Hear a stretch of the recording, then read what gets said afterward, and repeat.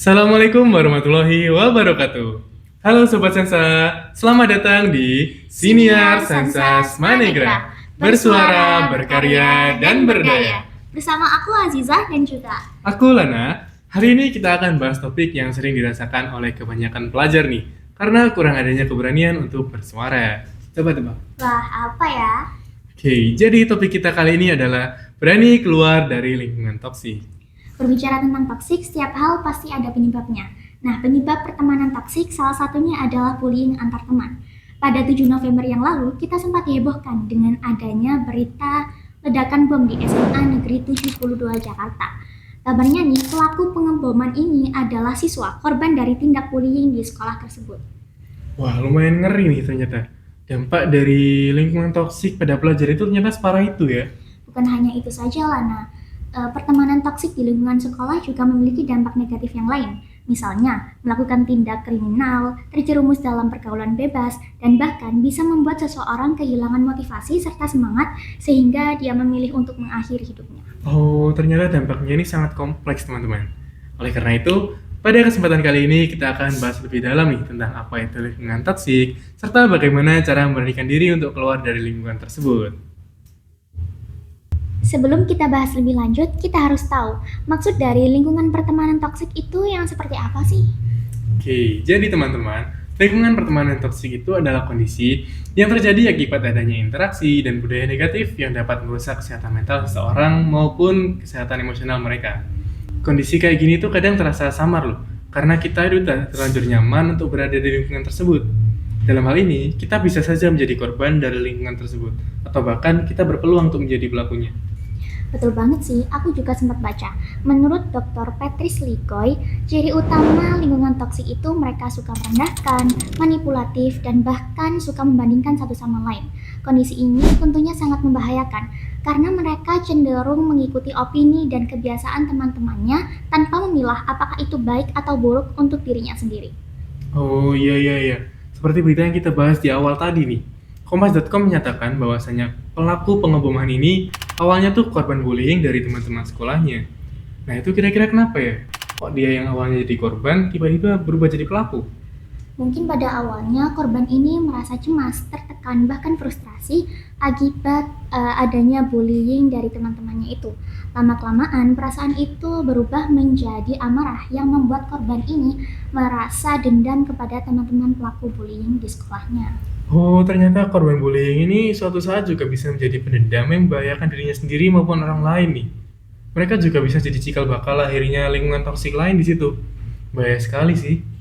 Betul banget, Lana. Seandainya kita menjadi bagian dari lingkungan toksik itu, apakah ada solusi mengenai bagaimana cara kita agar keluar dari zona toksik itu? Misalnya nih, kita sebagai korban bullying atau bahkan kita menjadi teman dari pelakunya. Itu akan sangat berpengaruh, bukan? Betul sekali sih itu. Hal itu memang sangat memungkinkan nih untuk terjadi. Misal kita berada di posisi sebagai teman dari para pelaku bullying ini. Kita bisa saja nih mengajak mereka untuk mengenal dunia baru yang positif. Contohnya kayak seperti kelas olahraga, komunitas game, dan lain sebagainya. Kita juga bisa menambah wawasan mereka bahwasanya kekuatan fisik itu adalah kekuatan yang istimewa kalau digunakan dengan baik, alias tidak untuk merundung orang lain. Betul sekali, Lana. Terlebih lagi, kita bisa mengajak mereka untuk berbagi pengalaman dengan orang yang lebih senior terkait akibat dari merundung orang lain, supaya mereka bisa melihat lingkungan pertemanan dengan lebih peka dan tidak semena-mena. Setelah itu, bolehlah pelan-pelan kita suarakan keganjalan yang kita rasakan ketika mereka melakukan bullying. Kita beri kritik dan saran untuk kebaikan bersama dan kita suarakan kebenaran demi memulai perubahan. Betul banget sih itu. Tapi kalau misalnya kita itu ada di posisi sebagai korban dari lingkungan itu, kira-kira kamu ada saran nggak apa yang harus kita lakukan itu? Kalau kita adalah korban bullying, kita harus melawan. Tentunya perlawanan tidak hanya berupa perlawanan fisik, tetapi juga non-fisik.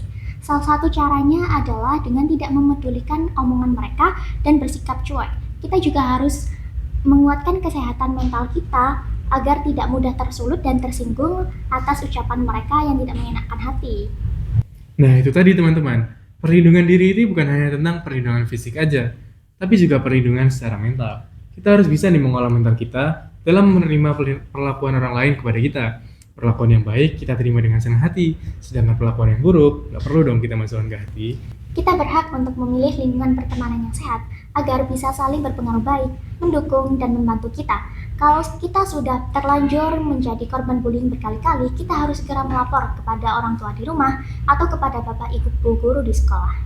Nah, itu juga salah satu fungsi nih.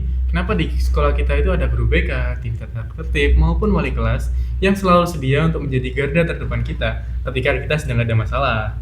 Terakhir, kita harus bisa membuktikan kepada teman-teman bahwa kita bukan orang yang lemah dengan cara mengukir prestasi di bidang akademik maupun non-akademik.